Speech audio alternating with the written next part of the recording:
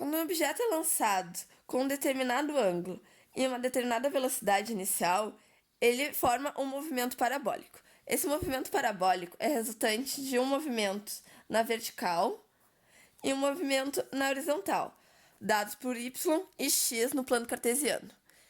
O objeto ele não sobe por causa da ação da gravidade, por isso que forma um movimento oblíquo. Para a gente distinguir os valores de alcance, velocidade, distância desse movimento, precisamos separar em componentes y e x, onde y é o movimento retilíneo uniformemente variado. Isso quer dizer que quando o objeto chega a uma determinada altura, num determinado ponto, que vai ser sua altura máxima, sua velocidade final é igual a zero. E ele retoma a velocidade desse ponto da altura máxima e começa a descer por ação da gravidade. Já x não tem nenhuma interferência da gravidade. Então, o seu movimento se dá apenas por inércia. O movimento parabólico sofre influência direta do ângulo. Quando o ângulo é maior, ele demora mais tempo para chegar na sua altura máxima e mais tempo para chegar no seu ponto final. Assim, a sua altura é maior e seu alcance é menor. Quando o ângulo é menor, isso é diferente. O alcance fica maior, porém, a altura fica menor, porque ele gasta mais tempo percorrendo o alcance do que subindo. Para a gente calcular os valores de velocidade, a gente precisa organizar os vetores em triângulo, como está aqui o desenho. O cateto adjacente é a velocidade inicial de x, está aqui na horizontal. O cateto oposto é a velocidade inicial de y, que está aqui na vertical.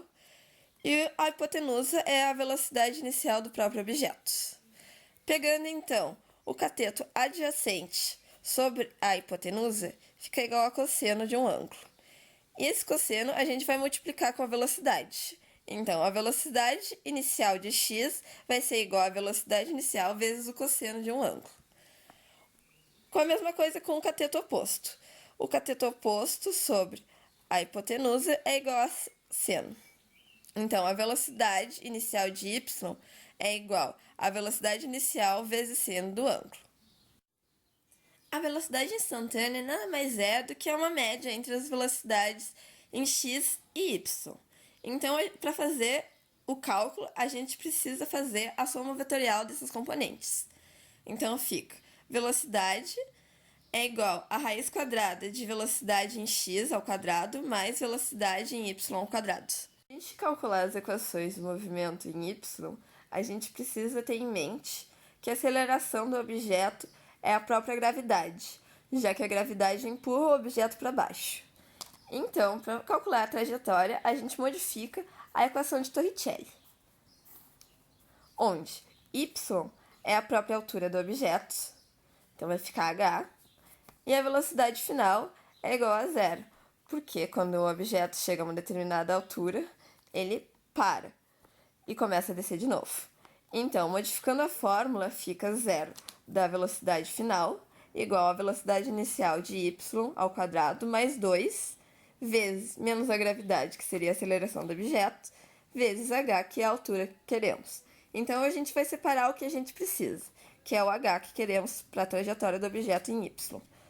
Então, 2gh igual à velocidade inicial ao quadrado. Então, separamos só o h, fica a velocidade inicial ao quadrado sobre 2g. Isso usamos para calcular a trajetória. Para a gente calcular, então, a velocidade vertical, a gente pega a mesma fórmula modificada e multiplica por seno, que, como eu tinha falado antes, representa a trajetória em y. Para a gente chegar nos valores para o movimento em x, a gente tem que pensar que o x, a sua trajetória é o alcance na horizontal. Então, x igual a de alcance.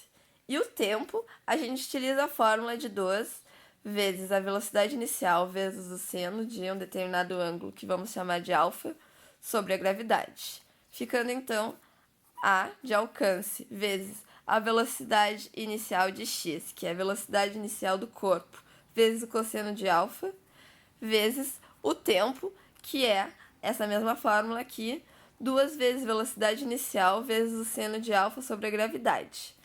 Tendo seno e cosseno, a gente vai ter que modificar isso. Então, 2 senos de alfa vezes cosseno de alfa fica seno de 2 alfa.